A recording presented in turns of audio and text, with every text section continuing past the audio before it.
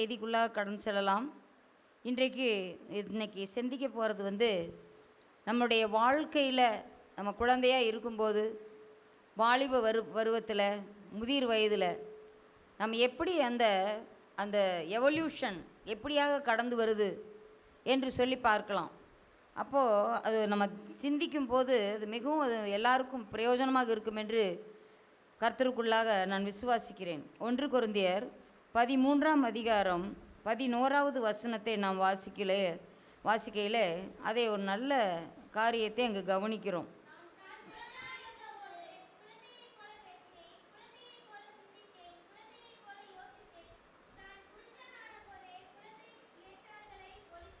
ஹல்லேலூயா.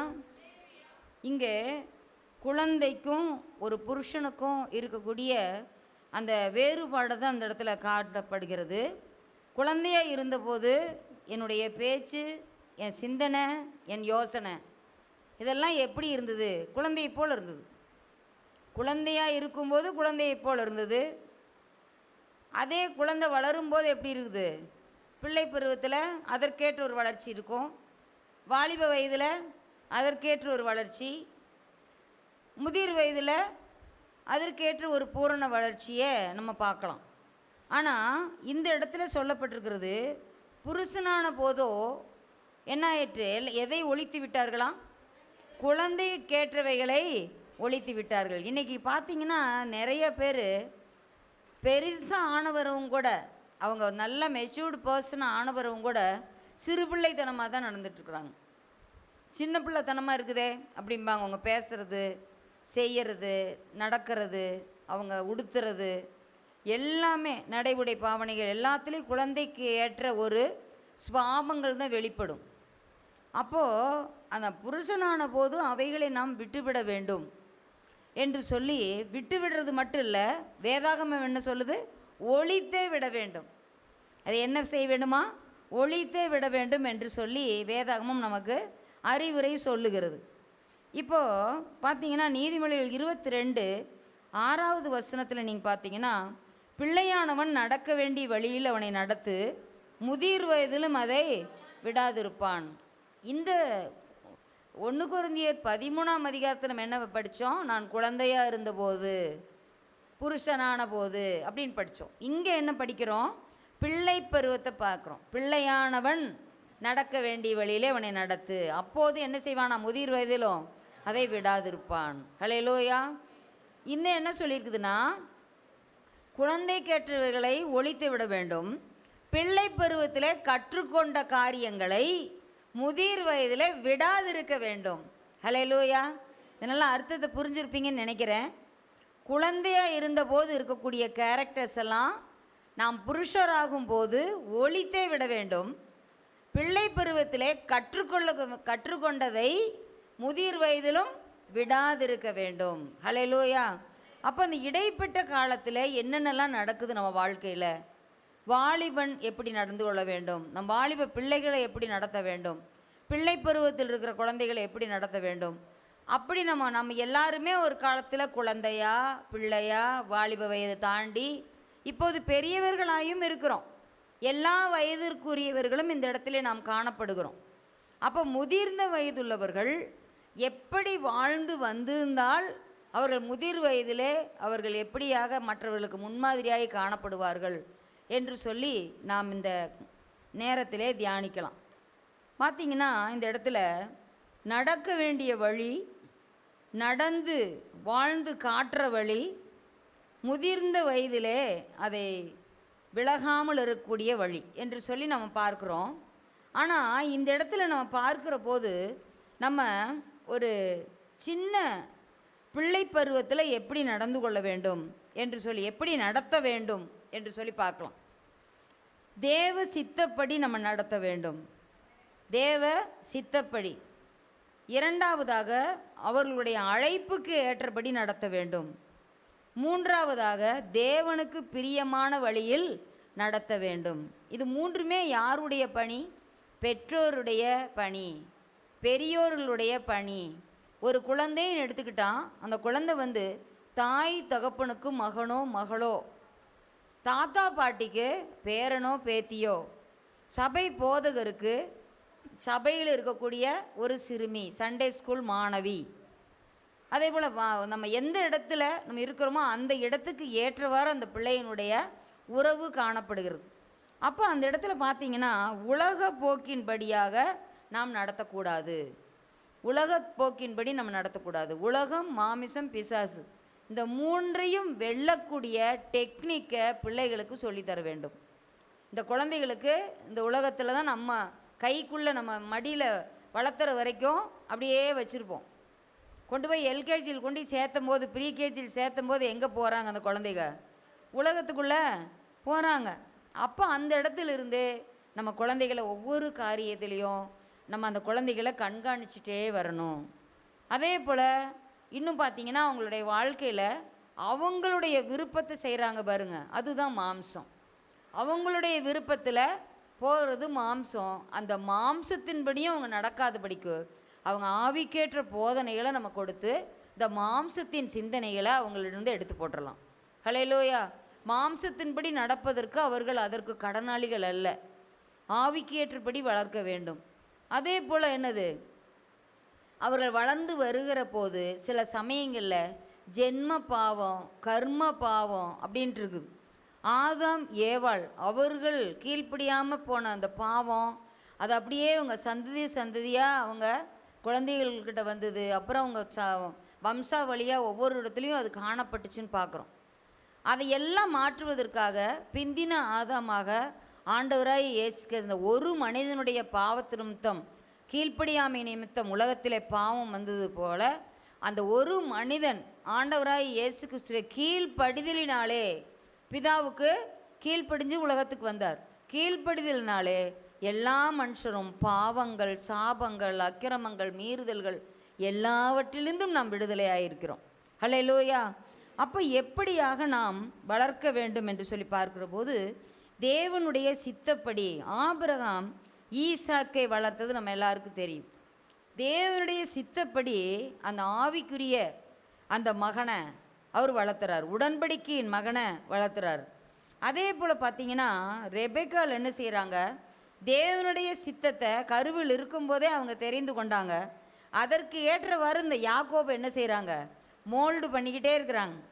நீ ஆசீர்வதிக்கப்படக்கூடிய மகன், நீ ஆசீர்வாதமாக இருப்பாய் என்று சொல்லி, நீ வயிற்றில் இருக்கும்போதே உன்னை குறித்து சொல்லப்பட்டது என்று சொல்லி அதே கண்ணோட்டத்தோடவே ரெபெக்கால் என்ன செய்கிறாங்க, யாக்கோபை வளர்த்துறாங்க. தேவனுடைய சித்தப்படி நடத்துவது.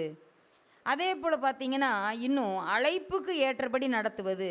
அதில் யாரை சொல்லலான்னா, நசரேய விரதத்தின்படி நீ இந்த குழந்தையை நடத்தணும் அப்படின்னு சொல்லிட்டு இயேசு கிறிஸ்துவையும் அதே போல் யோவான் ஸ்நானனையும் குறித்து புதிய ஏற்பாட்டில் பார்க்குறோம்.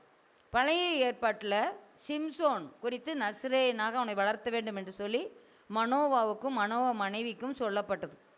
இதையெல்லாம் பார்க்கிற போது இப்போ சகரியா, எலிசபெத்து, யோசேப்பு, மரியாள் இருவரும் தாம் பிள்ளைய அழகாக வளர்த்திட்டாங்க. ஆவிக்குரிய ஜீவியத்தில் ஆண்டவர் சொன்னபடியே நசரேய விரதத்தில் யோவான் ஸ்நானனையும் இயேசு கிறிஸ்துவையும் அவங்க அம்மா அப்பா வளர்த்திட்டாங்க. ஆனால் இந்த மனோவாவும் மனோவாவினுடைய மனைவியும் என்ன செஞ்சிட்டாங்க, பிள்ளை பருவத்திலாம் எல்லாம் சொல்லி தான் வளர்த்துனாங்க. ஆனால் வாலிப வயதில் வரும்போது என்ன செஞ்சிட்டாங்க, கொஞ்சம் அப்படியே தளர்த்தி விட்டுட்டாங்க. அவங்க நல்லா அவன் எங்கே வழி விலகி அவங்க எல்லாரும் ஒன்றா போயிட்டுருக்குறாங்க, அவன் மட்டும் தனியாக ஒரு இடத்துல பிரிஞ்சு இடையில அவங்கள விட்டுட்டு போகும்போது அவன் பின்னாலேயே இவங்க போயிருக்கணும். அப்படி போயிருந்தாங்கன்னா என்ன செஞ்சுருக்க மாட்டான், அந்த சிங்கத்தை கொண்டிருக்க மாட்டான், சிங்கத்தினுடைய உடலில் இருக்கக்கூடிய தேனை எடுத்து சாப்பிட்ருக்க மாட்டான், அதே போல் தவறான ஒரு நபர்களை சந்திச்சிருக்க மாட்டான். இத்தனை காரியங்கள். அதே போல் நசரே விரதத்தினால் இருக்கக்கூடிய பலனை என்ன செய்ய மாட்டான், அந்த ஸ்திரீயின் இடத்துல சொல்லியிருந்திருக்க மாட்டான். பரிசுத்த ஆவியின் பலத்தை இழந்திருக்க மாட்டான்.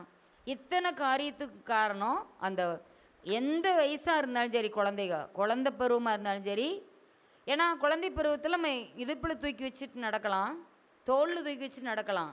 பிள்ளை பருவத்தில் கொஞ்சம் வளர்ந்துட்டாங்கன்னா நம்ம கரம் பிடித்து நடத்தலாம். பையனு என்ன செய்யலாம், வாலிப இதில் தோள் மேலே அவனை தட்டி கொடுத்து நடத்தலாம்.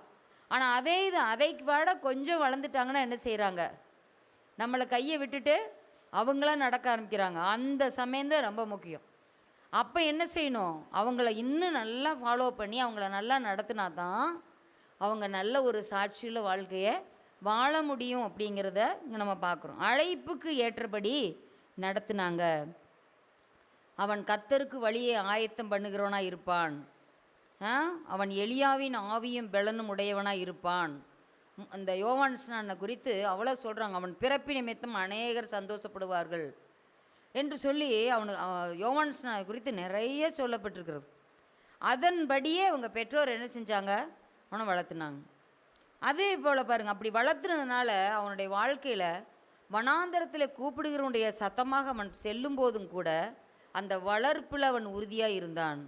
பெற்றோர் எந்த காரியமாக சொல்லி வளர்த்தார்களோ அதே போல் அவன் நடந்து வாழ்க்கையில் வெற்றி சிறந்தான். அதே போல் தேவனுக்கு பிரியமான வழியில் நடத்துறது என்னென்னா, தங்களுக்கு பிரியமான வழியில் கண் போன போக்கிலும் கால் போன போக்கிலும் போகும்போது அந்த பிள்ளைகளை எப்படி ஒரு ஆடு மேய்க்கிறவன் என்ன செய்வான், ஏதாவது குழியிலையோ ஏதாவது போகுதுன்னா சொல்கிறோம், உடனே அந்த தடியை வச்சு என்ன செய்வாங்க, கொஞ்சம் லேசாக அப்படி ஒரு தட்டு தட்டுவாங்க. இந்த பக்கம் போச்சுன்னா என்ன செய்வாங்க, லேசாக இப்படி ஒரு அடி கொடுத்தோம்னா அது நேராக போகும். அப்போது அந்த அடிங்கிறது என்ன, சிச்சை. பிள்ளைகள் கொஞ்சம் தவறுதலாக போகும்போது சில வேளைகள் நம்ம சிச்சிக்க வேண்டும். ஹல்லேலூயா. ஏன்னா உண்மையான தகப்பனாக இருந்தால் தாயாக இருந்தால் கண்டிப்பாக சிச்சிப்பாங்க. எப்படியோ போகட்டும் அப்படின்னாங்கன்னா அது உண்மையான ஒரு பாசமுள்ள நேசமுள்ள ஒரு பெற்றோராக, பொறுப்புள்ள ஒரு பெற்றோராக இருக்க முடியாது. எப்படியோ போகட்டும், நம்மளுக்கு தொல்லை தீர்ந்துதுப்பா, கொண்டு போய் தள்ளிட்டோம் ஸ்கூலில். அதே போல் சாயங்காலம் வந்தாலும் சீக்கிரம் எதையோ ஒன்று சீக்கிரம் குடிக்க வச்சுட்டு என்ன செஞ்சுருவாங்க, ஓடு பையெடு, டியூஷனுக்கு ஓடு, ப்ரைவேட்டுக்கு, ஏங்க 9 மணி வரைக்கும் வச்சுக்குங்க அப்படின்ட்டுருவாங்க அங்கேயும். இந்த மாதிரி அந்த பிள்ளைகளை தொல்லையாக நினைக்கிறாங்க. அப்படி நினைக்கும் போது தான் அந்த பிள்ளைகள் கொஞ்ச நாள் கழித்து என்ன செஞ்சிட்றாங்க, எல்லை தாண்டி போயிடுறாங்க. இவங்க தொல்லைன்னு நினைக்கிறாங்க, அவங்க வாழ்க்கையில் எல்லையை தாண்டி போயிடுறாங்க. இந்த மாதிரி சூழ்நிலைகள்லாம் இல்லாதவாறு நம்ம என்ன செய்யணும், தேவனுக்கு பிரியமான வழியில் அந்த குழந்தைகளை நடத்தணும். ஹல்லேலூயா. அப்போ அப்படி நடத்துகிறதுல பார்த்தீங்கன்னா ஆபிரகாம் இந்த 3 காரியங்கள் இந்த இடத்துல சொல்லப்பட்டிருக்கிறது. கட்டளையிட வேண்டும், தன் குழந்தைகளுக்கு என்ன செய்யணும், கட்டளையிட வேண்டும். அதே போல் என்ன செய்யணும், போதிக்க வேண்டும். அதே போல் பெற்றோர் என்ன செய்யணும், அவங்கள நல்ல வழி நடத்தணும் அப்படின்னு சொல்லி பார்க்குறோம். ஆபிரகாம் என்ன செஞ்சார்னா, தன் பிள்ளைகளுக்கும் தன் சந்ததிக்கும் அவன் கட்டளையிட்டுவானான். ஆதியாகமம் 18ஆம் அதிகாரம் 19வது வசனத்தில் நம்ம பார்க்குறோம். அவன் கடந்து வந்த பாதைகளை குறித்து பிள்ளைகளெல்லாம் எப்படி நடத்துவாங்கன்னு சொல்லிட்டு ஆபிரகாம் தன் பிள்ளைகளுக்கும் தன் வீட்டாருக்கும் அவர் கர்த்தர் கட்டளையிட்டதையெல்லாம் நீங்கள் காத்து நடக்க வேண்டும் என்று சொல்லி கட்டளையிடுவான் என்று சொல்லியிருக்குது. சும்மா இப்படி இருக்கணும்ப்பா, நீ நல்ல பையனல்ல, செல்லமல்ல, தங்கமல்ல அப்படின்னுலாம் இல்லை. அறிவுரை சொல்லும்போது அது கட்டளையாகத்தான் இருக்க வேண்டும். இப்படி இருந்தால் தான் உனக்கு வாழ்க்கை. இப்போ சொன்னீங்கன்னா இப்படி சொன்ன பேச்சு கேட்டால் நீ நல்லா வாழ்க்கையில் முன்னேறலாம். ஒரு கட்டளையோடு தான் நம்ம சொல்லணும் குழந்தைகளுக்கு. இதிலெல்லாம் நம்ம கொஞ்சம் ஐயோ நம்ம இப்படி கடினமாக சொன்னால் அவனுக்கு சோர்ந்து போயிருமே, நம்ம அப்படியே பாரு பொக்குன்னு போயிருச்சு மூஞ்சி அப்படிம்பாங்க. ஏதாவது ஒன்று திட்டோம்னா பெற்றோர் நல்லா கண்டித்து செய்வாங்க. ஆனால் தாத்தா பாட்டி இன்னும் பக்கத்தில் அந்த குழந்தை மேலே ரொம்ப செல்லமாக இருக்கிறவங்க என்ன செய்வாங்க, ஏன் இப்படி திட்டிட்ட, அவன் மூஞ்சி பாரு பொக்குன்னு போயிடுச்சு அப்படிம்பாங்க. இப்போ பொக்குன்னு போயிடுச்சுன்னா அவன் பொக்காவே போயிடுவானே, அப்போ என்ன செய்ய முடியும்?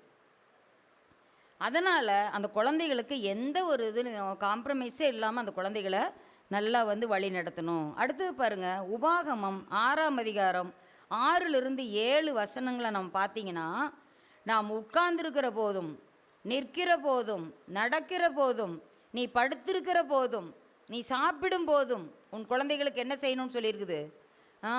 கருத்தாய் நீ என்ன செய்யணும், கடந்து வந்த எங்களை எப்படியெல்லாம் ஆண்டவர் வழி நடத்திட்டு வந்தார். ஏன்னா அந்த பிள்ளைங்க அதை பார்க்கல. அந்த 40 வருஷ காலத்தில் வனாந்தரத்தில் பிறந்த குழந்தைகளுக்கு செங்கடலை பிரித்தது தெரியாது, 10 வாதைகள் எப்படியெல்லாம் வந்ததுன்னு தெரியாது, பலத்த கையினாலும் ஓங்கிய பயத்தினாலும் ஆண்டவர் நம்ம எப்படி வழி நடத்தினாரு அந்த குழந்தைகளுக்கு தெரியாது. அதையெல்லாம் நீ என்ன செய்யணும், திரும்பவுமா ஒரு விஷயம் உன் சந்ததிக்கெல்லாம் சொல்லு. அப்போ தான் அவங்களுக்கு கர்த்தர் மேலே என்ன வரும்? வைராக்கியம் வரும். கர்த்தர் எங்கள் முன்னோர்களெல்லாம் பாதுகாத்த தேவன் எங்களையும் பாதுகாப்பார். கடல் போல சோதனையா, யோர்தான் போல பிரச்சனையா, எரிகோ போல தடைகளா, எல்லாத்தையும் முறியடிக்க என் தேவனால் கூடும். ஆபிரகாமின் தேவன், ஈசாக்கின் தேவன், யாக்கோபின் தேவன், எங்கள் முன்னோர்களின் தேவன், மோசேயின் தேவன், யோசுவாவின் தேவன் எங்களை காப்பாற்றுவார் என்கிற அந்த இது உங்களுக்கு வரும். அப்போ இதையெல்லாம் நம்ம சொல்லி என்ன செய்யணும்? குழந்தைகளுக்கு போதிக்க வேண்டும். உபாகமத்தில் மோசே 2வது அந்த அறிவுரைகளை சொல்லுகிறார். அடுத்ததாக எபேசியர் 6ஆம் அதிகாரம் 4வது வசனத்தை நீங்கள் பார்த்தீங்கன்னா, பிதாக்களே உங்கள் பிள்ளைகளை கோபப்படுத்தாதிருங்க, நீங்கள் அவர்கள் திடனற்று போகாதபடிக்கு நீங்கள் கோபப்படுத்தாதீங்கன்னு சொல்லியிருக்குது. நம்ம சில சமயம் ரொம்ப ஓவராக நம்ம அவங்கள கண்டிக்கிறோம்னு சொல்லிட்டு ரொம்பவும் போட்டு முறுக்குனீங்கனால என்ன ஆயிரும்? ரொம்ப முறுக்குனா என்ன ஆகும்? கயிறு அந்தே போயிடும். அது மாதிரி ரொம்பவும் போட்டு என்ன செய்யக்கூடாது? நம்ம மூர்க்கத்தை காட்டக்கூடாது. அந்த இடத்துல என்ன சொல்லியிருக்குதுன்னா, அந்த சிச்சைகள் போதனைகள் எல்லாம் என்ன செய்யணும்? அன்பா அழகாக ஏதாவது ஒரு பைபிள் ஸ்டோரியை வைத்து அவங்களுக்கு சொல்லி கொடுக்கலாம். வேறு ஈசாக்கு அவங்க அப்பா அம்மாவுக்கு எப்படி கீழ்ப்படிச்சிருந்தான் பார்த்தியா? யோசேப்பு அவங்க அப்பாவுக்கு எப்படி கீழ்ப்படிச்சிருந்தான், பரிசுத்தமாக வாழ்ந்தான் பார்த்தியா? அது மாதிரி நீ இருக்கணும் அப்படின்னு சொல்லிட்டு சில கதைகள் மூலமாக அவங்களுக்கு சொல்லலாம். நீ எல்லாம் உருப்பிடுவியா? இப்படி இருக்கிறியே, என்ன நான் உனக்கு என்ன குறை வச்சுட்டேன்? நீ இப்படி என் மானத்தை வாங்கிறதுக்குன்னே எனக்கு பிறந்திருக்கிறியே. இன்றைக்கி பெற்றோர்லாம் அப்படி திட்டுறாங்க. ஒழுங்காக இருக்கிறதுனா இரு அப்படிலாம் சொல்லி ரொம்ப கோவப்படுத்துகிறாங்க. அப்போ அப்படி இருக்கும்போது அந்த குழந்தைகளுக்கு எப்படி இருக்குன்னா, எங்கே போவேன்? இப்படி சொல்லிட்டாங்களே, அப்பா அம்மாவே என்னை வெறுத்தாங்கன்னா எப்படி மற்ற உறவுகளெல்லாம் என்னை எப்படி விரும்பும்? அப்பா அம்மாவே நான் செய்கிற குறும்புகளை தாங்க முடியலனா பக்கத்து வீட்டுக்காரங்க எப்படி தாங்குவாங்க? எங்கள் மாமா மச்சான் எப்படி தாங்குவாங்க என்று அந்த குழந்தைகளுக்கு ஒரு திடன் இருக்காது. அப்போது நம்ம சிச்சையினால் நம்மளே அந்த குழந்தைகளை அன்பாக அரவணைப்பாக நம்ம சொல்லணும். ஏன்னா சில சிச்சைகள் பார்த்திங்கன்னா, பிரம்பை கையாடாதவன் தன் புத்திரனை பயக்கிறான், ஆனால் அவன் மீது அன்பாக இருக்கிறவனோ அவனை ஏற்கனவே தண்டிக்கிறான். பார்த்தீங்களா? இப்போ பிரம்பு எடுக்கிறது ஒரு சிச்சை தான், ஆனால் ஆரம்பத்திலேருந்தே அவன் மேலே அன்புலையே சொல்லிக்கிட்டே வந்தால் அவன் எந்த வம்புக்கும் போக மாட்டான். அன்புலையே சொல்லிகிட்டு இருந்தா எந்த வம்புக்கும் போகவே மாட்டான். அதனால் அன்போடு நாம் அந்த குழந்தைகளை நடத்தணும். அடுத்து பாருங்கள், நீதிமொழிகள் 3:5-6 கூட நம்ம பார்க்குற போது என்ன சொல்லப்பட்டிருக்குதுன்னா, என் மகனே நீ சுய புத்தியில் நீ சாயாதே என்று சொல்லப்பட்டிருக்கிறது. அப்போ அவங்களுடைய புத்தியில் கண் போன போக்கிலும் கால் போன போக்கிலும் மனசும் மாமிசமும் விரும்பியவைகளை அவன் செய்யறதுக்கு நம்ம விடக்கூடாது. அப்போ என் மகனே என் மகனே என்று சொல்லி அவர்களுக்கு நீ உன்னோட சுய புத்தியில் போகாத அப்படின்னு சொல்லணும். சிலர்லாம் பார்த்திங்கன்னா தான் எந்த புத்தி சொன்னாலும் உனக்கு சுய புத்தியும் இல்லை, சொல் புத்தியும் இல்லை, எல்லாம் கேட்பார் பேச்சு கேட்டுட்டு எடுப்பார் கைப்பிள்ளையாக வளர்ந்துட்டுருக்குறான், எங்கே போய் முடியுமோ அப்படின்னு சொல்லிட்டு. அதெல்லாம் எங்கேயும் முடியாது, நான் நல்லாவே இருப்பேன் அப்படிம்பாங்க. ஆனால் அந்த சுய புத்தியில் நம்ம போனோம்னா அவ்வளோதான், நம்ம சுயத்தையே இழந்துருவோம். அடுத்தது பாருங்கள், சங்கீதம் 119:105 என்னவா சொல்லுதுன்னா, உம்முடைய வசனம் என் கால்களுக்கு தீபமும் பாதைக்கு வெளிச்சவுமாக இருக்கிறது. ஆகவே வசன வாழ்க்கையில் பிள்ளைகளை நடத்திடணும். வசனம் டெய்லி ஒரு வசனமாவது சொல்லி கொடுக்கணும். அதுக்காக எந்த வசனத்தை படிக்கிறது அப்படின்னு சொல்லிட்டு நம்ம ஏதோ ஒரு வசனத்தை படிச்சுட்டுலாம் போய் சொல்லக்கூடாது. அது நல்லா வாக்குத்தத்த வசனமாக நல்ல வசனமாக சொல்லி கொடுக்கணும். ஒரு நாள் எங்களுக்கெல்லாம் சின்ன பிள்ளைகளாக இருக்கும்போது டெய்லி அந்த ஞாயிற்றுக்கிழமை கண்டா ஒரு வசனம் சொல்லணும். பாஸ்டர் வர்கீஸ்னு ஒருத்தர் கேரளாவிலேருந்து வருவார் எங்கள் வீட்டுக்கு. அவர் வந்தால் எப்பவும் ஒரு வசனம் கேட்பார். நான் ஒரு 2வது படிச்சுட்டு இருப்பேன், அப்போது இல்லை 3வது, நானே எழுத்துக்கூட்டி படிக்கிற வயசு.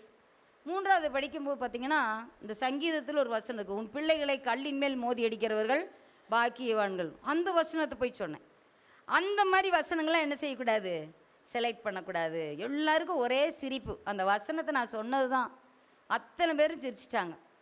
அப்போ அதிலிருந்து அப்பா அம்மா கிட்ட போய் கேட்டு அந்த வசனத்தை அதை மனப்பாடம் பண்ணி அதுக்கப்புறம் போய் சொல்கிற ஒரு ஹேபிட் எனக்கு வந்துச்சு.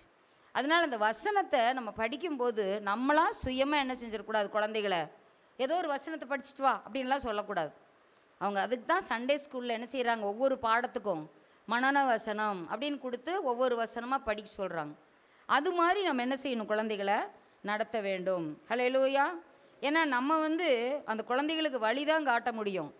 ஆனால் அந்த வசனமானது காலுக்கு எப்படி இருக்குதான், தீபம், பாதைக்கு எப்படி இருக்குது, வெளிச்சம், வெளிச்சம் கொடுக்குது. வெளிச்சத்திலே வெளிச்சம் காண்றாங்க. ஹல்லேலூயா. அப்போ அதில் பார்த்தீங்கன்னா பாசிட்டிவாக இருக்கிற பேரண்ட்ஸ் பாருங்கள். ஆபிரகாம் ஈசாக்குக்கு நல்ல வழியை காட்டினார். ஈசாக்கு யாக்கோபு அப்படி நல்ல வழி ரெபேக்கா வழி நடத்தினாங்க. அதேபோல் யாக்கோபு யோசேப்பை அருமையாக அவனுக்கு எல்லா காரியத்தையும் சொல்லி வளர்த்தினார். அதில் மொர்தேகாய் தான் வளர்ப்பு மகளாய் எஸ்தருக்கு நல்ல காரியங்களை சொல்லி வளர்த்தினாங்க. சீரியா தேசத்தில் கொண்டு வரப்பட்ட அந்த சிறுபெண் நற்செய்தி அறிவிக்க வேண்டும், சமயம் வாய்த்தாலும் வாய்க்காவிட்டாலும் அப்படிங்கிறதால கரெக்டாக நல்ல சமயம் கிடச்சிது. எஜமா குஷ்டரோகத்தில் அகப்பட்டார். அந்த அம்மா எப்போ பார்த்தாலும் அழுதுட்டுருக்குறாங்க. இதுதான் ஜாக்குன்னு கரெக்டாக போய் என்ன செஞ்சா சொன்னான், இது மாதிரி இஸ்ரவேல் இருக்கிற அந்த ஏலியா தீர்க்கு தரிசிட்டு போனார்னா நம்ம எஜமானுக்கு நல்லாயிரும் அப்படின்னு. அந்த சிறுபெண்ணுக்கு பாருங்கள் அவ்வளோ தைரியம், சுவிசேஷத்தை அறிவிக்கக்கூடிய தைரியத்தை அவங்க அம்மா அப்பா ஊட்டி வளர்த்துருக்குறாங்க. அதே போல் பார்த்திங்கன்னா நூனின் குமாரனாகிய யோசுவாவை அந்த நூன் அவ்வளோ நல்லா வளர்த்திருக்கிறார். அதேபோல் காலேபும் அப்படி தான் கர்த்தருடைய வீட்டை விட்டு பிரியாது இருந்தாங்க. யோசுவா அவங்கெல்லாம் நல்ல செய்தி மட்டும்தான் அவங்களும் சொன்னாங்க. 10 பேர் கெட்டதை சொன்னாலும் 10ஓட 11 இவங்க இல்லை. 10 பேர் துச்செய்தியை சொன்னாலும் அவங்க பார்வையில் நம்ம வெட்டுக்கிளியை போல் இருந்தோம். அவங்க பார்க்குற வாயை திறந்தாங்கன்னா நம்ம முழுங்கிடுவாங்கங்கிற மாதிரி தான் பேசினாங்க. ஆனால் இவங்க 2 நிமிஷம் அது நல்ல தேசம், நம்ம ஈஸியாக போய் சுதந்திரிக்கலாம் அப்படின்னு சொல்லிட்டு நல்ல விஷயங்களை அந்த இடத்துல சொல்கிறாங்க. அதனால தான் அந்த நல்ல தேசத்துக்கு இவங்க 2 பேர் மட்டும் போனாங்க. ஹல்லேலூயா. அதாவது நீ எண்ணம் போல் வாழ்வு அப்படின்னு சொல்லுவாங்க. இவங்க நல்ல எண்ணத்தை வச்சுருந்ததுனால அந்த எண்ணம் போல் அவங்க அங்கே போய் காணானில் 2 பேரும் தான் வாழ்ந்தாங்க. ஹல்லேலூயா. அதனால் என்றைக்குமே குழந்தைகளுக்கு சொல்லும்போது கூட எண்ணுவதெல்லாம் உயர்வுள்ளல் அப்படின்னு சொல்லி கொடுக்கணும். ஐயோ நான் நல்லா சில சமயம் பார்த்திங்கன்னா நீ நல்லா படிப்பேன், நல்லா இதாக இருப்பேன்னு சொல்லிட்டு நினைக்கணும் அப்படி சொன்னால், இல்லை எனக்கெல்லாம் வராது, எப்போவும் அந்த கேர்ளோ தான் ஃபஸ்ட் ரேங்க் எடுப்பா, அவளையெல்லாம் மீற்றவே முடியாது அப்படின்னு குழந்தைங்க என்ன செய்வாங்க, நெகட்டிவாக பேசுவாங்க. அப்போ அப்படி பேசக்கூடாது, உன்னாலையும் கண்டிப்பாக முடியும் அப்படின்னு சொல்லிட்டு அந்த குழந்தைகளை பாசிட்டிவாக பேச வைக்கணும். அடுத்து நெகட்டிவ் சைடில் பார்த்திங்கன்னா ஏசா ஒரு நல்ல ஒரு புத்தி சொல்லி அந்த ஏசாவை வளர்த்துல, அப்படியே காட்டில் சுற்றிக்கிட்டு அப்படியே வேட்டையாடிக்கிட்டு தாந்தோன்றித்தனமாக தான் வளர்ந்துக்கிட்டு இருந்தான் ஏசா. ஆனால் அந்த பெற்றோர் என்ன செய்யலை, சின்ன வயசில் கண்டிக்கவே இல்லை. ரெபேக்காலம்மா பார்ஷியாலிட்டி, யாக்கோபு தான் நல்லா இது பண்ணுவேன்னு சொல்லியிருக்கிறார் ஆண்டவர், அதனால் அவனை மட்டும் நான் என் கூடாரத்திலே வச்சு நான் அவனை நல்லா காப்பாற்றிக்குவேன். ஆனால் இவருக்கு நல்லா டேஸ்ட்டாக சாப்பிடணும், நான்வெஜ் பிரியர் ஈசாக்கு. உடனே நல்ல வாய்க்கு ருசியாக முயலும் மானும் எல்லாம் கொண்டாந்து சமைச்சு போட்டால் அவர் நல்லா ஜாலியாக சாப்பிட்டுட்டு உட்காந்துருக்கிறது. அதனால் 2 பேருமே என்ன செய்யலை, ஏசாவை கண்டுக்கவே இல்லை. அப்படி வளர்ந்ததுனால அவனுடைய வாழ்க்கை பின்னால் அவன் மனம் மாறுதலை தேடியும் காணாமற் போனான் அப்படின்னு சொல்லிட்டு வேதம் சொல்லுது. ஏசாவனுடைய வாழ்க்கை போல் யாருடைய வாழ்க்கை வரவே கூடாது என்று சொல்லி. அடுத்து எலியா பாருங்க, ஒரு ஆசாரியனாக இருந்தும் கூட தான் குழந்தைகளாகி ஓப்னியையும் பிணகாசையும் நல்லா வளர்த்துல. அவங்க தவறு செய்யும்போது அவர்களை சுட்டி காட்டி நல்ல பனிஷ்மெண்ட் கொடுத்து அவங்கள ஏலி ஆசாரியன் வழிநடத்தலை. அந்த அம்மா உதடுகள் மாட்டும் அசைஞ்சு ஜெபம் பண்ணிட்டு இருக்கிறத பார்த்து எப்படி கடிந்து சொன்னார், ஏய் நீ உன் குடியை உன்னை விட்டு விலக்கு, எவ்வளவு நேரம் நீ குடித்து வெறித்திருப்பாய் அப்படின்னு சொல்கிறாரு அண்ணாளை பார்த்து. ஆனால் தங்க பசங்க இப்படி இருக்கும்போது அவங்கள அதே மாதிரி ஒரு கடுஞ்சொல்ல சொல்லி திருத்தியிருக்கலாம். ஆனால் அந்த ஏலி என்ன செஞ்சிட்டாரு, மிஸ் பண்ணிட்டார், அவங்கள அடக்கலை. கடைசியில் பார்த்திங்கன்னா அவனுடைய மரணமும் ரொம்ப இதாக போகுது, பின்னால் அப்படியே சாஞ்சு பிடரி நரம்பு ஒடிந்து அவன் சாகிறத பார்க்குறோம். அப்போது பிள்ளைகள் அந்த தவறான ஒரு போங்கில் போகும்போது அவங்கள என்ன செய்யணும், சின்ன பிள்ளையிலேயே அவங்கள நல்லா நடத்தியிருந்தா அந்த வாலிப வயதில் ஒழுங்காக இருந்திருப்பானுங்க. அடுத்தது பாருங்கள், ஏரோதியாள் பார்க்குறோம்.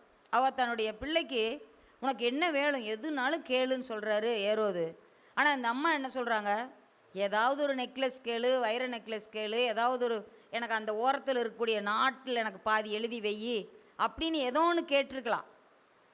உங்கள் கிரீடத்தை எனக்கு கொடுங்க நான் வச்சுக்கிறேன் அப்படின்லாம் கேட்க சொல்லியிருந்துருக்கலாம். ஆனால் இந்த அம்மா என்ன சொல்லுது, என்னைய தப்பாக பேசுனான் பாரு எல்லாத்துக்கும் முன்னால் யோவான்ஸ், அவன் தலையை வெட்டிட்டு சரியாக போயிடும், அப்போ தான் நான் நிம்மதியாக வாழ முடியும்னு அந்த அம்மா தெரிஞ்சுட்டு பிள்ளைய போய் என்ன கேட்குறாங்க, ஒரு தாளந்தில் யோவான்ஸனுடைய தலையை வெட்டி எனக்கு கொடுங்கங்கிறான்.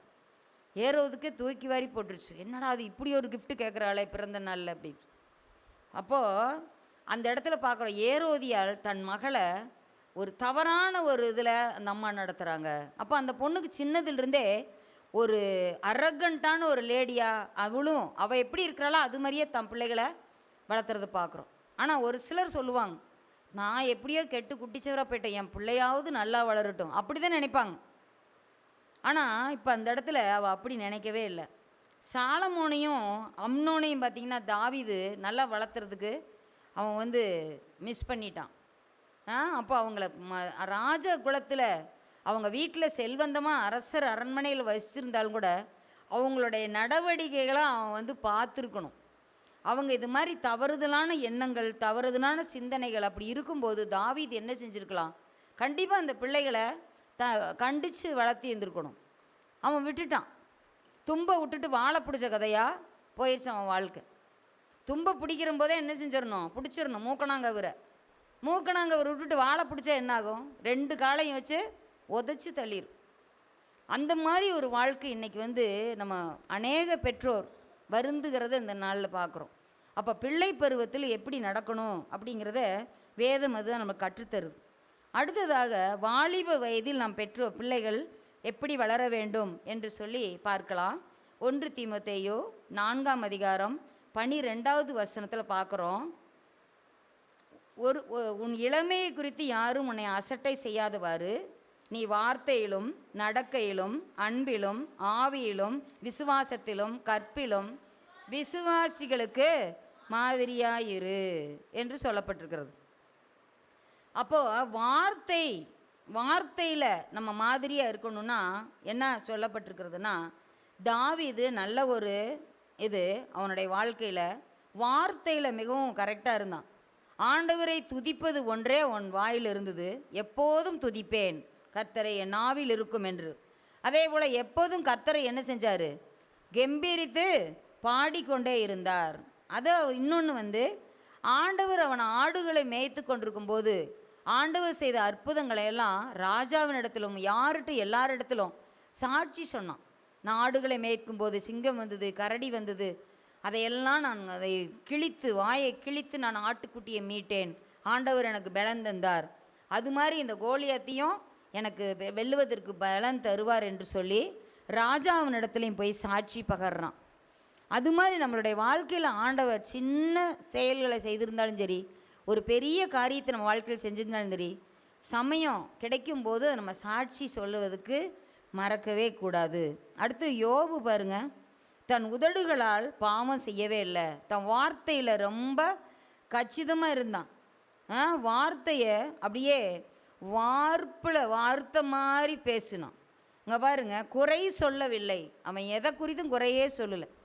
கர்த்தர் கொடுத்தார், கர்த்தர் எடுத்தார், ஆண்டவர்கிட்ட நன்மையை பெற்று நாம் தீமையும் பெற வேண்டாமா? ஆண்டவருக்கு ஸ்தோத்திரம் சொல்கிறான், கர்த்தருக்கு ஸ்தோத்திரம் அப்படின்னு. மனைவி பேசுனதுக்கும் மனைவியை திட்டி என்ன செய்கிறாரு, அறிவுரை சொல்கிறாரு. அப்போ பாருங்க, குறை சொல்லலை, உதடுகளால் பாவம் செய்யலை, மற்றவர்களுக்காக ஜெபித்தான். அப்படி வார்த்தையில் அவன் உண்மையும் வல்லவனமாக இருந்தான். தானியேலும் அவன் 3 நண்பர்களும் பாருங்க, வார்த்தையில் ரொம்ப கவனமாக இருந்தாங்க. இந்த உணவு பரிமாறப்படுதுன்னு சொன்னதுனையும் உடனே தங்களுடைய வார்த்தையை அந்த ஊழியக்காரத்தில் வசனி சொல்லிட்டாங்க, எங்களுக்கு பருப்பு கீரை முதலான உணவுகள் மட்டும் எங்களுக்கு போதும், ராஜ போஜனத்தினால நாங்கள் தீட்டுப்படுத்த மாட்டோம் அப்படின்னு உறுதியாக இருந்தாங்க.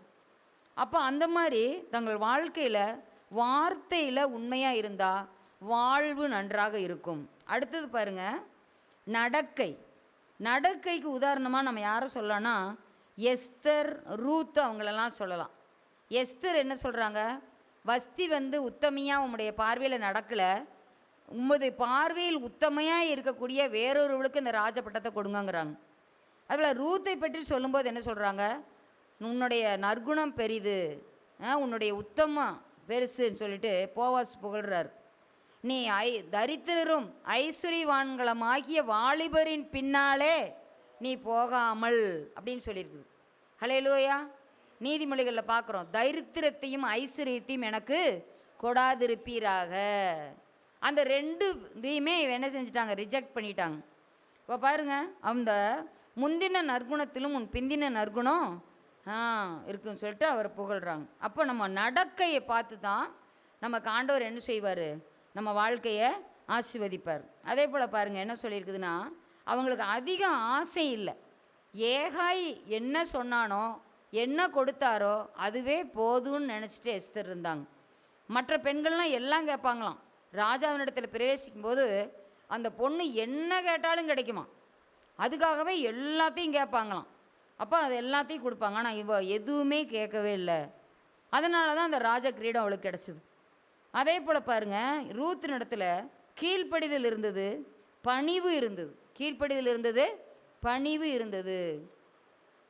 அது ரெண்டும் இருந்ததுனால தான் அந்த அம்மா என்ன செஞ்சாங்க, கீழ்ப்படிந்தால் நீ மேல்படியில் ஏறலாம், கீழ்ப்படிந்தால் நீ மேல்படியில் ஏறலாம். அதே கீழ்ப்படியாமையே நான் டக்கு டக்குன்னு மேலே போவேன் அப்படின்லாம் சொல்ல முடியாது. அதே போல் பிஃபோர் ஆனர் இஸ் ஹியூமிலிட்டி, மேன்மைக்கு முன்னானது தாழ்மை. அப்படி இருந்ததுனால தான் அந்த அம்மா எஜமாட்டி ஆனாங்க. அதே போல் பாருங்கள், அன்பு. அது அடுத்து இன்னொன்று நடக்கையில் கிதியோன் கூட சொல்லலாம். அவன் பாருங்கள் எவ்வளவு அப்படியே அது எல்லாரும் பயந்து இருக்கும்போது அவன் என்ன செஞ்சான், போர் அடிச்சிட்டு இருந்தான். எல்லாரும் இதில் கேட்க மாதிரி போர் அடிக்குதுன்னு சொல்லிட்டு அவன் ஜாலியாக உட்காந்துருக்கல, வாலிப வயதில் இருக்கக்கூடிய அவன் போர் அடிச்சிட்டு இருந்தான். அப்போ பாருங்கள், அதை பார்த்துட்டு ஆண்டவர் அந்த நடக்கையை பார்த்துட்டு தான் பராக்கிரமசாலியே அப்படின்னு சொல்கிறார். ஆகவே நம்ம நடக்கைக்குரிய அந்த பலனை ஆண்டவற்றிலிருந்து நம்ம பெற்றுக்கொள்ள முடியும். அடுத்தது வார்த்தையிலும் நடக்கையிலும், அடுத்தது அன்பிலும். அன்பு ரொம்ப முக்கியம். மரியாள் பாருங்கள், லாசரு ஆண்டவர் அவங்கள ரொம்ப அன்பாக சிநேகிச்சார். லாசரு மேல் அவர் எவ்வளோ அன்பாக இருந்தார் அப்படின்னு சொல்லப்பட்டிருக்கிறது. அதில் மரியாள் என்ன செஞ்சாங்க, இயேசுவின் பாதத்தில் போய் உட்கார்ந்துருந்தாங்க. அந்த அன்பு அவங்களுக்கு நன்மையை கொண்டு வந்துச்சு. அதே போல் பாருங்கள், யோசேப்புக்கு என்ன அன்பு இருந்தது, சகோதர அன்பு இருந்தது. தன்னைய குழியில் போட்ட, விற்று போட்ட, தன்னை அடித்து உதைத்து அவ்வளவெல்லாம் ஈனம் பண்ணின அந்த சகோதரர்களுக்கு அவன் அன்பை மட்டும்தான் காட்டினான். அந்த அன்பு நம்மிடத்தில் காணப்பட வேண்டும். நம்ம பிள்ளைகளிடத்தில் யூத் ஸ்டேஜில் இருக்கணும் அந்த அன்பு. அடுத்தது பாருங்கள் என்ன சொல்லப்பட்டிருக்கிறது, ஆவியிலும். ஆவியில் நம்ம மற்றவர்களுக்கு எப்படி மாதிரியை காட்டலான்னா, நீங்கள் என்ன ஆவியுடையவர்களாக இருக்கிறீர்கள் அப்படின்னு ஆண்டவர் கேட்குறார். நீங்கள் வேற ஆவியை பெற்றிருக்க வேண்டும். இந்த உலகத்தில் சாத்தானின் ஆவி நமக்கு இருக்கக்கூடாது. பரிசுத்த ஆவியானவரால் நடத்தப்படக்கூடிய ஒரு வாழ்க்கை வாழணும். அந்த இடத்துல அதான் சொல்லியிருக்குது. பிலிப்பு தன் குமாரத்திகளை சின்னதுலேருந்தே ஆவிக்குரிய வாழ்க்கையில் நடத்தினாங்க. எத்தனை குமாரத்திகள், 4 குமாரத்திகள். ஆனால் 4 பேருமே எப்படி இருந்தாங்கன்னு சொல்லியிருக்குது வேதம், தீர்க்க தரிசனிகளாக இருந்தார்கள். 4 பேருமே தீர்க்க தரிசனிகள். நினச்சி பாருங்க, 4 பெண் குழந்தைகள், 4 பேருமே தீர்க்க தரிசனிகளாக இருந்தாங்க. அப்போ பிலிப்பு எப்படி வளர்த்திருப்பாருன்னு பாருங்கள் அந்த வாலிப பிள்ளைகளை. அந்த ஆவியில் நம்ம குழந்தைகளை நடத்தணும். அதே போல் மரியாள் பாருங்கள், ஆண்டவர் பிறப்பாருன்னா சொல்லியாச்சு, என் ஆத்துமா கர்த்தரை மகிமைப்படுது, என் ஆவி என் கர்த்தராகிய தேவனில் களிகூறுகிறது. களிகூறக்கூடிய ஒரு வேணும் நம்ம வாழ்க்கையில். அப்போ தான் இயேசுவை இந்த உலகத்துக்கு நம்ம கொடுக்க முடியும். அதே போல் சில நேரங்கள் நமக்கு கஷ்டம், பிறர் படுகிற துன்பம், அதையெல்லாம் பார்த்து கண்டு காணாமல் இருக்கக்கூடாது. அந்த இடத்துல நம்ம நல்ல ஆவி, நம்முடைய நல்ல ஆவி என்னை செம்மையான வழியில் நடத்துவாராக என்றபடி இயேசு என்ன செஞ்சார், அவங்கெல்லாம் அந்த தன்னுடைய சகோதரன் இறந்ததை நினச்சி அவங்கெல்லாம் உற்றவர்கள் எல்லாம் அழும்போது இயேசுவும் ஆவியில் கலங்கி என்ன செஞ்சாராம், கண்ணீர் விட்டார் அப்படின்னு சொல்லியிருக்குது. அப்போது நம்ம ஆவி என்ன எப்படி இருக்கிறது, நீங்கள் இன்ன ஆவி உடையவர்கள் என்று அறியீர்களா அப்படின்னு ஆண்டவர் சொல்கிறார். அதனால் நம்ம ஆவியை குறித்து நம்ம என்ன செய்யணும், ஜாக்கிரதையாக இருக்கணும். அடுத்தது பாருங்க, யோசேப்பு என்ன செஞ்சாங்க, பரிசுத்த வாழ்க்கை. அவன் பரிசுத்த தேவர்களின் ஆவியை பெற்றிருந்தானான். பரிசுத்த தேவர்களின் ஆவி. அதனால தான் அவன் வந்து இந்த பரிசுத்தமான வாழ்க்கையை காக்க முடிஞ்சுது. தேவனுக்கு விரோதமாக பாவம் செய்வது எப்படி, அந்த யூத் ஸ்டேஜில் நினச்சி பாருங்க. அப்போது இந்த மாதிரி நம்மளுடைய வாழ்க்கையில் வாலிப வயதில் நம்ம ஆவியை பரிசுத்தமாக காத்துக்கொள்ளணும்னா, சின்ன வயசுலேருந்து அவங்க அப்பா எப்படி வளர்த்துனாரோ அதில் கடைசி வரைக்கும் அவன் வாலிப வயதிலையும் அவன் அதை பெற்றுக்கொண்டே வந்து கொண்டிருந்தான். அடுத்ததாக பார்க்குறோம், விசுவாசத்திலும். ஏற்கனவே நான் சொன்னேன், யோசுவாவும் காலேபும் தேவன் அந்த தேசத்தை நமக்கு தருவார்னு சொல்லிட்டு விசுவாச அறிக்கை செய்தார்கள். நிச்சயமாக கொடுப்பார் அப்படின்னு சொன்னாங்க. அதே போல் இன்னும் பார்த்தீங்கன்னா அந்த இடத்துல நிச்சயம் கொடுப்பார் அப்படின்னு இன்னொருத்தர் யார் சொன்னாங்க சொல்லுங்கள்? எரிகோ மதில் மேலே இருந்தாங்களே, யார்? அவங்களும் சொன்னாங்க, கர்த்தர் இந்த தேசத்தை உங்களுக்கு நிச்சயமாக கொடுப்பாரு அப்படின்னு சொல்லிட்டு அவங்களும் விசுவாசித்தாங்க. அடுத்தது பாருங்கள், தானியேலும் நண்பர்கள் என்ன செய்கிறாங்க, நான் எப்பவும் போல் 3 வேளையும் நான் விசுவாசத்தோடு ஜெபம் பண்ணுவேன், கர்த்தரனை விடுவிப்பார்னு தானியேலுக்கு ஒரு விசுவாசம் இருந்தது. வாலிப தம்பிமார் அதில் சாத்ரக் மேஷக் ஆபேத்நேகோ எப்படி இருந்தாங்க, அவங்களும் விசுவாச அறிக்கையை சொல்கிறாங்க, எங்கள் தேவன் எங்களை தப்புவிக்க ராஜாவுக்கும் நீர் கொடுத்த அந்த அக்கினி சூளைக்கும் எங்களை தப்புவிக்க வல்லவராய் இருக்கிறார், அப்படி எங்களை தப்புவிக்க விட்டாலும் நீர் நிறுத்திருந்த சிலையை நாங்கள் நமஸ்கரிப்பதில்லை, வணங்குவதில்லைன்னு சொல்கிறாங்க. அப்போ அவங்க விசுவாச அறிக்கையானது அவங்களை காப்பாற்றினது. எபிரேயர் 11ஆம் அதிகாரத்தில் வாசிக்கும்போது அவர்கள் பார்க்கும்போது விசுவாசத்தினாலே அவர்கள் சிங்கங்களின் வாய்களை அடைத்தார்கள், அக்கினியின் உக்கிரத்தை அவித்தார்கள், ஸ்திரீகள் தாங்கள் சாக கொடுத்தவர்களை உயிரோடே பெற்றார்கள் என்றெல்லாம் சொல்லி நிறைய அந்த இடத்துல நம்ம வாசிக்கிறோம். ஹல்லேலூயா. அப்படியாக பாருங்கள். அடுத்தது கடைசியாக கற்பில் நம்ம ஜாக்கிரதையாக இருக்க வேண்டும்.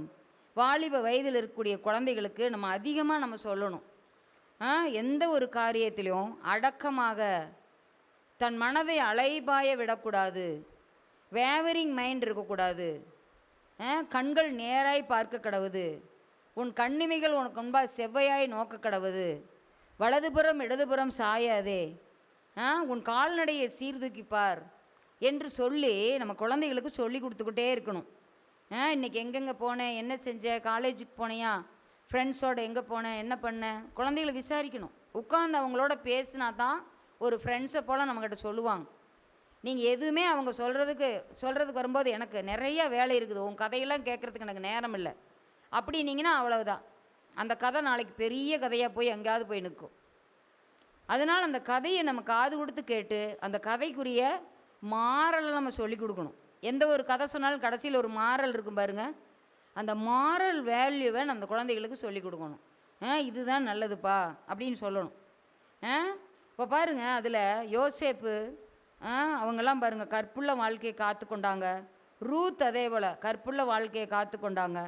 பவுல் பாருங்கள் அதே மாதிரி என்ன சொல்கிறார், என்னை போல் ஆகுங்கள், எல்லாரும் என்னை போல் இருக்கணும்னு நான் விரும்புகிறேங்கிறார். அப்போ என்ன ஒரு சாட்சி நினச்சி பாருங்கள். அப்போ அது மாதிரி இருக்கணும் அப்படிங்கிறார். அப்போது இதையெல்லாம் நம்ம செய்யணும். அதில் பார்த்திங்கன்னா நெகட்டிவ் சைடில் யாரெல்லாம் இப்படிப்பட்ட கற்பில் அவங்க தோற்று போனாங்க அப்படின்னு பார்த்தா, சிம்சோன், காயின், ஏசா, தீனால், சாலமோன், அப்புறம் யாக்கோபினுடைய மற்ற பசங்க, ரூபன்லாம் பார்த்திங்கன்னா சரியான ஒரு பாவத்தை பயங்கரமாக செஞ்சிட்டான். அந்த மாதிரிலாம் அவங்க பரிசுத்த வாழ்க்கை, அவங்க கற்புள்ள வாழ்க்கையை காத்து நடக்கலை. இதையெல்லாம் பார்க்கும்போது நம்ம பிலிப்பியர் 4:8 வாலிப பிள்ளைகள் பார்க்காம சொல்லணும், பைபிளே படிக்காமல். நான் உங்களுக்கு இந்த கிளாஸ் எடுக்கும்போது உங்களுக்கு நான் சொல்லியிருக்கிறேன். கடைசியாக சகோதரரே, உண்மையுள்ளவைகளவைகளோ இல்லவைகளவைகளோ புண்ணியம் எதுவோ புகழ் எதுவோ அவைகளையே சிந்தித்து கொண்டிருங்கள். அப்போ இவைகளையே சிந்தித்து கொண்டிருந்தால் வேறு சிந்தனை என்ன செய்யாது, வராது. அப்போ அந்த வாலிப வாழ்க்கையை நம்ம என்ன செஞ்சிடலாம், கரெக்டாக காத்துக்கொள்ளலாம். அடுத்ததாக பாருங்கள், பிரசங்கி 10:11-9. வாலிபனே, உன் இளமையிலே சந்தோஷப்படு, உன் இருதயம் உன்னை பூரிப்பாக்கட்டும், உன் நெஞ்சின் வழிகளிலும் கண்ணின் காட்சிகளிலும் நட. ஆனாலும் அவைகள் எல்லாவற்றையும் கர்த்தர் நியாயத்திலே கொண்டு வந்து நிறுத்துவார் என்று அறி. அந்த குற்றவாளி கூண்டில் வந்து கண்டிப்பாக நிறுத்துவார் ஆண்டவர். அப்போ அதை நம்ம என்ன செய்யணும்? No the fact. அதை நம்ம மறந்துடக்கூடாது. ஜட்ஜ்மெண்ட் கண்டிப்பாக உண்டு. அவனவன் செய்யத்தக்க பலன் என்னோடு கூட வருகிறது. அதுதான் நியாயாசனம். அதுதான் நியாயாசனம். குழந்தைகளுக்கு அதை நம்ம சொல்லணும். ரொம்ப சொல்லாமல் அப்படியே கட்டுக்கடங்காங்க போகிறாங்கன்னு வைங்க, காட்டாற்று வெள்ளம் போல் போகிறாங்கன்னு வைங்க. அப்போ அப்படி சொல்லும்போது நம்ம என்ன செய்யணும்? இதுக்கு எல்லாத்துக்கும் பின்னால் ஒன்று இருக்குது. You have to accountable. நீ வந்து அக்கௌண்ட் கண்டிப்பாக எனக்கு கொடுக்காட்டி நீ ஆண்டவருக்கு ஒரு நாள் கொடுத்தாகணும். நான் சொல்ல வேண்டிய எல்லா அறிவுரையும் உனக்கு சொல்லிட்டேன். இன்னும் நீ வந்து உன்னுடைய வழியிலே போயிட்டு இருந்தா ஒரு நாள் ஆண்டவருக்கு முன்பாக நிற்ப.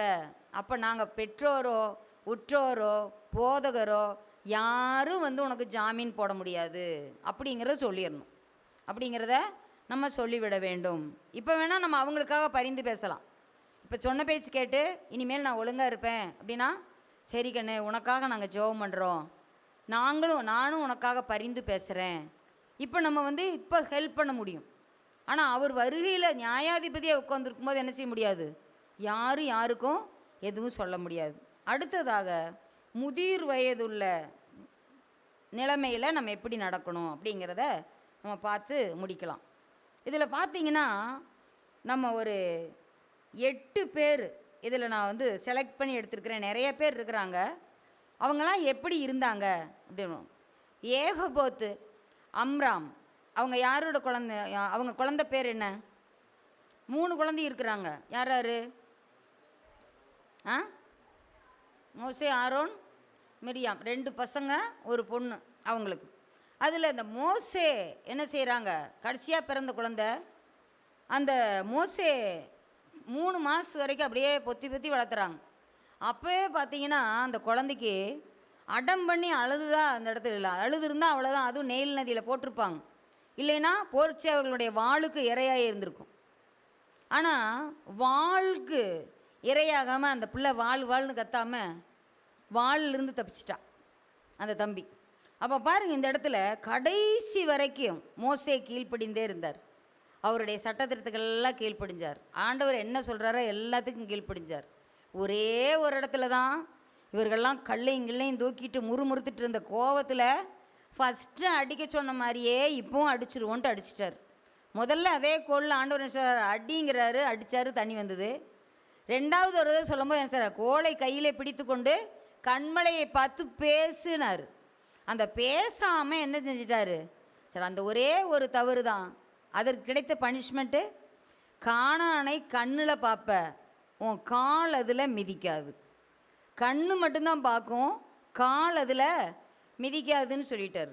அப்போ பாருங்கள், இந்த இடத்துல அந்த மோசே கண்கள் இருளடைந்து போகவில்லை. 120 வயசு ஐங்கூட கால்களில் பெலனே குறைஞ்சி போகலையே. அப்போல்லாம் நம்மலாம் 35 வயசு 25 வயசுலேயே கால் வலிக்குதுமா, கை வலிக்குது, மூவு போடு, இந்த ஜெல்லை போடு, அமிர்தாஞ்சனை போடு, இதுன்னு ஒவ்வொன்றா போட்டு வீட்டுக்கு வந்துருக்குறோம். கால் வலி கை வலிக்கு ஸ்ட்ரென்த் இல்லைன்னு சொல்லிட்டு டாக்டர்கிட்ட போயிட்டுருக்குறோம். ஆனால் மோசே பாருங்கள், அத்தனை வயசு 120 வயசில் கூட கண் இருளடைந்து போகலை, கால்களில் பெலன் குறைந்து போகலை. அது 2 கற்பலையும் தூக்கிட்டு மேலே போகிறான்னா பாருங்கள் எவ்வளோ ஸ்ட்ரென்த் இருந்திருக்கும். அப்போ பாருங்கள், ஆண்டவர் அவனை சிநேகிதன்ட்ட பேசுனது போல் பேசினாராம். அப்போ ஒரு முதிர் வயதில் சின்ன வயசில் கற்றுக்கொண்ட காரியங்களை விடாமல் நம்ம வந்து அப்படியே கடைபிடித்துட்டு வந்தால் நம்ம யாருக்கு ஃப்ரெண்டாக இருக்கலாம்? இயேசுவுக்கு நம்ம ஃப்ரெண்டாக இருக்கலாம். ஹல்லேலூயா. அவர் வந்து பேசும்போதெல்லாம் ஹாய் மோசே அப்படின்னு பேச மாட்டார். ஹாய் ஃப்ரெண்ட் அப்படின்னு பேசுவார். ஹலோ ஃப்ரெண்ட் அப்படின்னு பேசுவார். அப்படி நம்மளை சொல்கிறதுக்கு ஆசையாக இருக்க இல்லையா? அப்போ மோசே மாதிரி நீங்கள் வாழுங்க. ஹல்லேலூயா. அடுத்தது பாருங்கள், யோபு பூரண வயது உள்ள வரை அவன் வந்து என்ன செஞ்சான்? வாழ்ந்தான். யோபு திரும்பவும் 10 பிள்ளைகளை திரும்பவும் பெற்றான். திரும்பவும் எல்லா சொத்துங்களும் கிடச்சிது, ரெட்டிப்பாக கிடச்சிது. அவனை ஆண்டவர் என்னன்னு அழைக்கிறாரு? என் தாசனாகிய யோபு பேசியது போல நீங்கள் என்னை குறித்து நிதானமாய் பேசவில்லை அப்படின்னு சொல்கிறார். என் தாசனாகிய யோபு அப்படிங்கிறார். அப்போ என் தாசனாகிய யோபு என்கிற பேரை நாமும் பெறணும் அப்படின்னா யோபை போல எல்லா காரியத்திலும் நம்ம பலியிடுவதாகட்டும், பிள்ளைகளுக்காக ஜெபிப்பதாகட்டும், குடும்பத்தை நடத்துவதாகட்டும், யார் என்ன தூற்றினாலும் அவங்களுக்கு பதில் பேசவே இல்லை. அவங்களுக்கு சொல்லிகிட்டு இருந்திருந்தானா அவன் உதட்டில் பாவம் செஞ்சுருப்பான். ஆனால் நண்பர்கள்லாம் வந்து எதோ சொல்கிறாங்க, ஆனால் அமைதியாகவே கேட்டுட்ருக்குறான். அதனால தான் ஆண்டவர் சொன்னார், நீ நிதானமாக பேசலை அப்படின்னு அந்த ஃப்ரெண்ட்ஸ் எல்லாம் சொல்கிறார். என் தாசனாகி யோபு நிதானமாக பேசினான், ஆனால் நீங்களாம் என்ன செய்யலை, நிதானமாக பேசலை. நீங்கள் ஆளுக்கு ஒரு காளையை கொண்டு வந்து யோபுகிட்ட கொடுங்க, அவன் உங்களுக்காக பலியிடட்டும். அந்த பலி இட்ட பிறகு தான் நான் உங்களை ஆசீர்வதிப்பேன், உங்கள் பாவங்கள் மன்னிக்கப்படும் அப்படின்னு சொல்கிறார். அப்போ பாருங்கள், தாசனாகிய யோபு அப்படின்னு ஆண்டவர் சொல்கிறார். அடுத்தது மூன்றாவதாக தாவீது. இடையில சில அப்சைட் டவுன்லாம் அவனுக்கு வந்தது. அது வந்து என்னென்னா, அவன் ஒழுங்காக போருக்கு அவர் சொல்கிறதையெல்லாம் கேட்டு ஒழுங்காக போன சமயத்துக்கெல்லாம் அவன் எந்த பாவத்திலும் விழுகலை. அன்னைக்கு ஒரு சலுப்பு அவனுக்கு, அப்படியே ஒரு சங்கட்டம். சரி, இன்றைக்கி நீங்கள்லாம் சண்டைக்கு போங்க, நான் இன்றைக்கி கொஞ்சம் வீட்டில் ரெஸ்ட் எடுக்கிறேன் அப்படின்ட்டு இருந்தான். ரெஸ்ட் எடுக்குன்னா பேசாமல் கீழே அவன் ரூம்லேயே இருந்திருந்தால் ஒன்றும் பிரச்சனை இல்லை, மேலே போய் அப்படியே உலா போகிறான். அப்போ கொஞ்சம் என்ன செய்யுது, அப்படியே அக்கம் பக்கத்தில் அப்படியே பார்த்து வேடிக்கை பார்த்துட்டு. ஒரு ராஜாவுக்கு இப்படிப்பட்ட காரியங்கள் தேவையே இல்லை. அவனுக்கு ஏகப்பட்ட ஒர்க் இருக்கும். அந்த போரினுடைய காரியங்களை ஒற்றர்கள் மூலமாக, அந்த வீரர்கள் மூலமாக விசாரிச்சுட்டு அதுக்காக உட்காந்து ஜெபம் பண்ணியிருக்கலாம். இப்போ நான் வீட்டில் இருக்கிறேன், அவங்கெல்லாம் போய் நல்லா ஜெயிச்சுட்டு வரணும் அப்படின்னு. ஆனால் அவன் உப்பருகையில் என்றைக்கு போனானோ அவன் வாழ்க்கையில் கொஞ்சம் உப்பு குறைஞ்சி போச்சு. கொஞ்சம் உப்பு குறைஞ்சி போச்சு. உப்பானது சாரமாற்று போனால் எதினால் சாரமாக்கப்படும். அவனுடைய வாழ்க்கையில் அவன் உப்பாக தான் இருந்தான், சுவைதரும் உப்பாகத்தான் இருந்தான். ஆனால் என்றைக்கு உப்பருகையில் உலானானோ அப்போ உப்பு கொஞ்சம் சாரமற்று போனது. திரும்ப 51வது சங்கீதத்தை படித்தான். என் தாய் என்னை பாவத்தில் கற்பந்தரித்தாள், நான் துர்க்குணத்தில் உருவானேன், என் சுத்த ஆவியை என்னிலிருந்து எடுத்துக்கொள்ளாமல் இரும், உற்சாகமான ஆவியை என்னை புதுப்பியும் என்றெல்லாம் சொல்லி என்ன செஞ்சான், அந்த பாவ அறிக்கையின் ஜெபத்தை சொல்லி திரும்பவுமாக அந்த ஆவியின் உற்சாகத்தை பெற்றுக்கொண்டு அவன் அதற்கு பிறகு மிகவும் வல்லமையான ஒரு சாட்சியாக அவள் வாழ்ந்ததை பார்க்குறோம். கடைசி வரைக்கும் ஆண்டவர் அவனை என்னன்னு சொன்னார் சொல்லுங்க, என் இதயத்துக்கு ஏற்றவன், என் இதயத்துக்கு ஏற்றவன் அப்படின்னு சொன்னார். இதயம் கொஞ்சம் தடுமாறினாலும் அந்த இதயத்தை என்ன செஞ்சிட்டான், ஆண்டவர் கரத்தில் கொடுத்து, ஆண்டவர் எல்லாம் அதில் முள்ளும் குறுக்கும் இருந்ததையெல்லாம் எடுத்து அதை பிளாஸ்டிக் சர்ஜரியெல்லாம் பண்ணி ஆண்டவர் அந்த ஏஞ்சியோ பிளாஸ்ட் அப்பவே பண்ணிட்டார் அவனுக்கு. எல்லாம் அதில் என்னென்னலாம் அவனுக்கு பிளாக்ஸ் இருந்ததோ எல்லாத்தையும் எடுத்து அந்த அவருடைய இதயம் எப்படி இருக்குதோ அப்படியா அவனுடைய இதயத்தை மாற்றி கொடுத்துட்டார். கல்லான இதயத்தை சதையாக மாற்றுகிற நம் தேவன் நொறுங்குண்டதும் நறுங்குண்டதுமான இருதயத்தை புறக்கணிக்காதவர். ஆகவே அவன் என்னைக்கு என்னை நொறுக்கி உருக்கி உம்முடைய பாதத்தில் கொடுத்துட்டேன்டவரே, இனி நான் வாழ்கிறது என் சுய இஷ்டத்தின் வாழ மாட்டேன், என் கண்ணுக்கு காவல் வையும், என் உதடுகள் உண்மை மாத்திரம் துதிக்கிட்டோம், நான் செய்த பாவத்தை மன்னிங்க ஏசப்பான்னு சொல்லும்போது ஆண்டவர் சுத்த இருதயத்திலே அவனை சிருஷ்டித்து நல்ல இருதயத்தை கொடுத்து விட்டார். ஹல்லேலூயா. நான்காவதாக சகரியா மற்றும் எலிசபெத்து. அவங்க லூக்கா 1ஆம் அதிகாரத்தில் அவங்கள குறித்து வாசிக்கிறோம். அவர்கள் கர்த்தர் இட்ட சகல நியமங்களிலும் எல்லாவற்றிலும் எப்படி இருந்தார்கள், குற்றமற்றவர்களாக வாழ்ந்தார்கள். ஹல்லேலூயா. எந்த வயசில், வயது முதிர்ந்த சூழ்நிலை, அந்த வயதில் கூட குற்றமற்றவர்களாக வாழ்ந்தார்கள். இன்றைக்கி நம்ம வயது முதிர்ந்து 60-70 வயசு ஆகும்போது நம்மை பார்த்து இவங்கக்கிட்ட ஒரு தப்பு கூட சொல்ல முடியாதுங்க அப்படின்னு யாராவது சொன்னாங்கன்னா உண்மையாக நம்ம பாக்கியவான்கள். வயது தாங்க 7-70 வயசு ஆகிப்போச்சு, இன்னும் சரியாக பேச தெரியாது, சரியாக இது பண்ண தெரியாது, இன்னும் புறங்கூறிட்டு தெரியுறாங்க, மருமகளை ஒழுங்காக காப்பாற்றுறதில்ல, அவங்கள அன்பு செலுத்துறதில்ல, பேரப்பிள்ளைகளை கவனிக்கிறதில்ல, அக்கம் பக்கத்தில் போய் 4 குடும்பத்தை பற்றி புறணை பேசுகிறதா வேலை. வயசாச்சுன்னு தான் பேர், வயசு தான் ஏறி இருக்குது, புத்தியெல்லாம் ஒன்றும் ஏறலை. அப்படிங்கிற மாதிரி இன்றைக்கி வயசானவங்களை பார்த்து சொன்னால் எப்படி இருக்கும்? அந்த மாதிரி இந்த சகரியாவும் எலிசபெத்தும் வாழல, சாட்சி பெற்றாங்க, குற்றமற்றவர்களாக வாழ்ந்தார்கள். எப்படி ஆண்டவராக இயேசு கிறிஸ்து ஒரு குற்றம் கூட இல்லாத பாவமறியாத சுத்த கண்ணராக அவர் எப்படி இருந்தாரோ அது மாதிரி அவங்க வாழ்ந்தாங்க. அப்படி வாழ்ந்ததுனால தான் அவங்களுக்கு ஆண்டவர் பெரியதொரு ஆசீர்வாதத்தை கொடுத்தாரு. அப்போ பாருங்கள், அந்த இடத்துல சாட்சியாக வாழ்ந்தாங்க. கடைசி வரைக்கும் எப்படி இருந்தாங்க? சாட்சியாக வாழ்ந்தாங்க. அப்படியாக நாமும் அந்த முதிர் வயதில் அவங்க கற்றுக்கொண்ட அந்த ஆசாரிய வகுப்பில் தான் அந்த அம்மா பிறந்திருக்கிறாங்க. அந்த ஆசாரிய முறைப்படி என்னென்னலாம் எப்படி இருக்க வேண்டுமோ அதை எல்லாம் ஒழுங்காக கடைபிடிச்சிட்டு வந்திருக்கிறாங்க. அதனால தான் அவங்க பின்னால் அவங்க சாட்சி பெற்றிருக்கிறாங்க.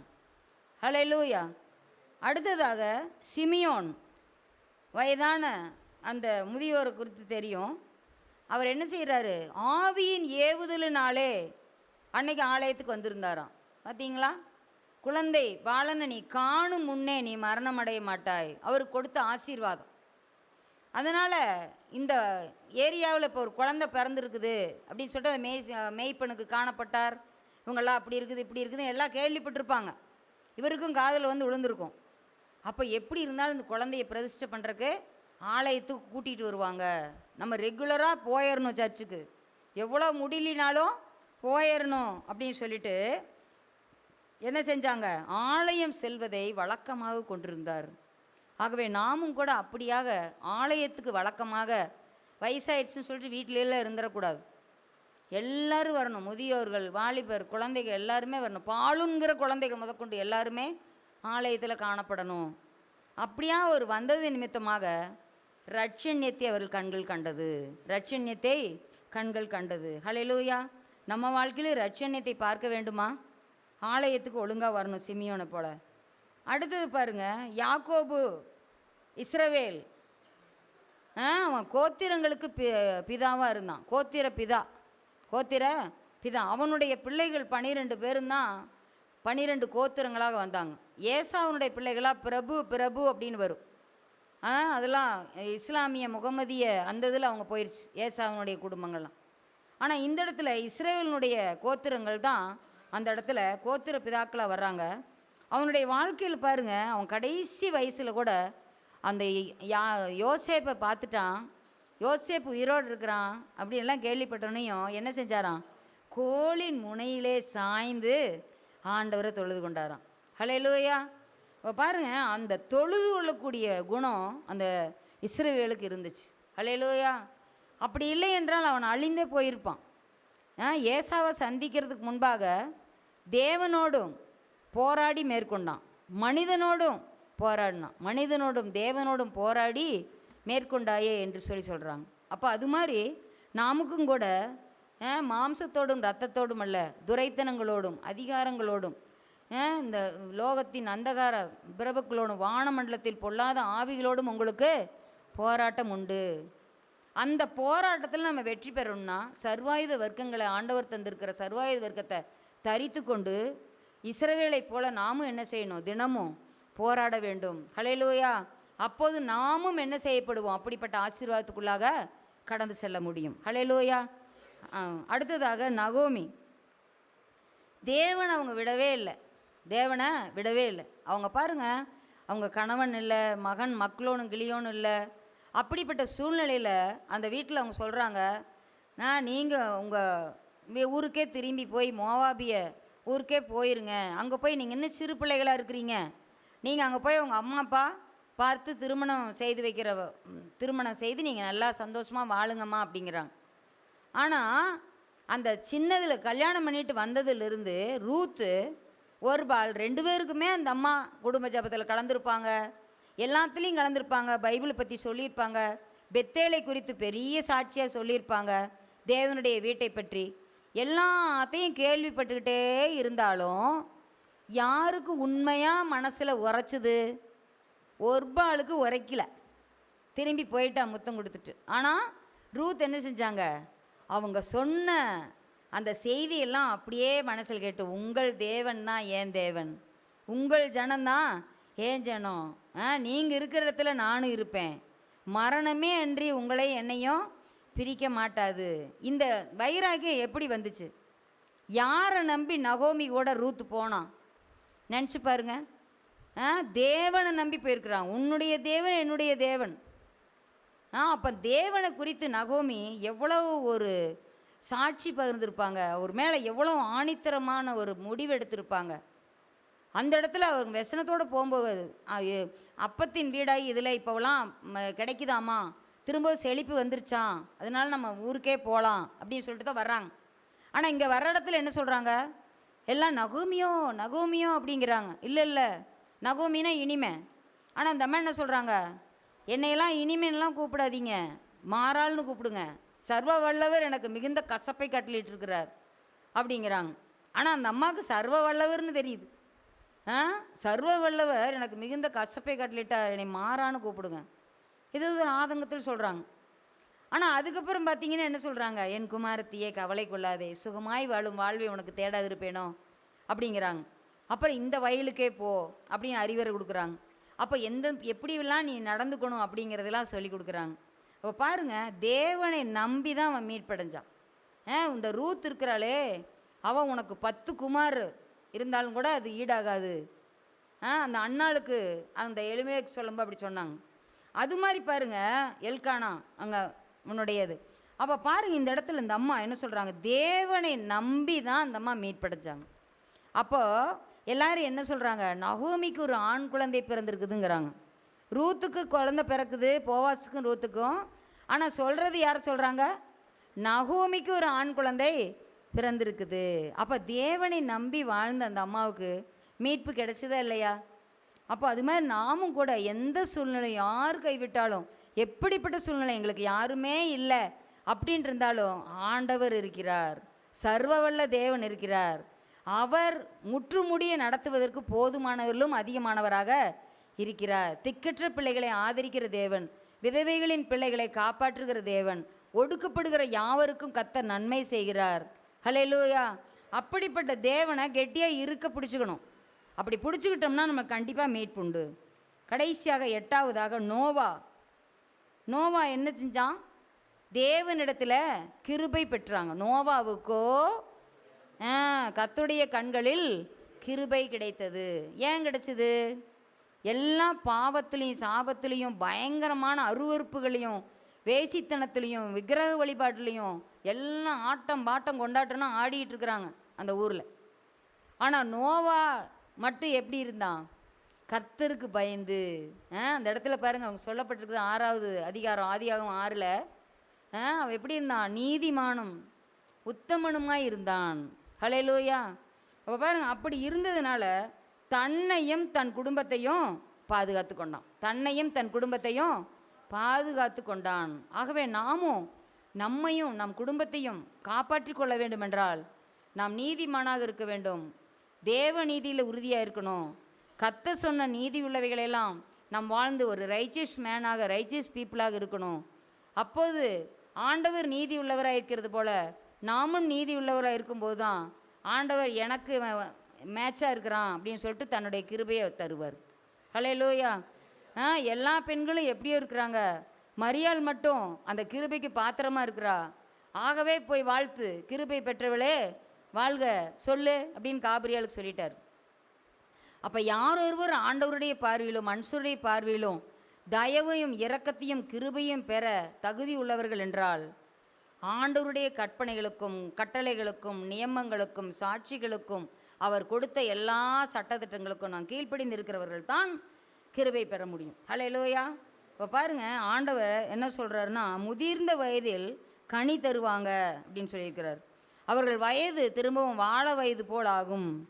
கழுகுகளைப் போல அவர்கள் என்ன செய்வாங்க, உயர உயர பறப்பார்கள், பலனடைவார்கள். கழுகு கொப்பான மான்களுக்கு ஒப்பான கால்களை ஆண்டவர் தருவார். தளர்ந்த கைகளை ஆண்டவர் திடப்படுத்துவார். தள்ளாடுகிற முழங்கால்களை ஆண்டவர் பலப்படுத்துவார். ஹல்லேலூயா. நான் சிறுவயதில் எப்படி உன்னை தாங்கி ஏந்தி சுமந்து தப்பிவித்து நடத்தினேனோ அதே போல் உன் முதிர் வயதிலும் நான் உன்னை தாங்குவேன், ஏந்துவேன், சுமப்பேன், தப்பு வைப்பேன் ஆண்டவர் சொல்கிறாரு. எல்லா ஆசீர்வாதங்களும் நம்ம முதிர் வயதில் நம்ம நடக்கிற வழியை பார்த்து தான் ஆண்டவர் தருவார். ஹல்லேலூயா. நம்ம பிள்ளை பருவத்தில் எப்படி இருந்தோம், வாலிப பருவத்தில் எப்படி இருந்தோம், எப்படி நடந்து கொண்டோம், முதிர் வயதிலே எப்படி அதற்கேற்றவாறு திரும்பவும் தொடர்ந்து நடக்கிறோமா, அதை பார்த்து தான் ஆண்டவர் எல்லாவற்றையும் செய்வார். அதனால் குழந்தைத்தனம், சிறுபிள்ளைத்தனம், இந்த வாலிப சேட்டை இதை எல்லாத்தையும் என்ன செஞ்சிடணும், ஒழிச்சிடணும். அப்படி ஒழித்து விட்டோம் என்றால் எப்படி இருப்போம், ஆண்டவருடைய பார்வையில் விலையேற பெற்றவர்களாக காணப்படுவோம். ஆண்டவர் அப்படியாக நாம் பிள்ளைகளை வளர்க்குறதுல நம்ம கண்ணும் கருத்துமாக இருக்கணும்.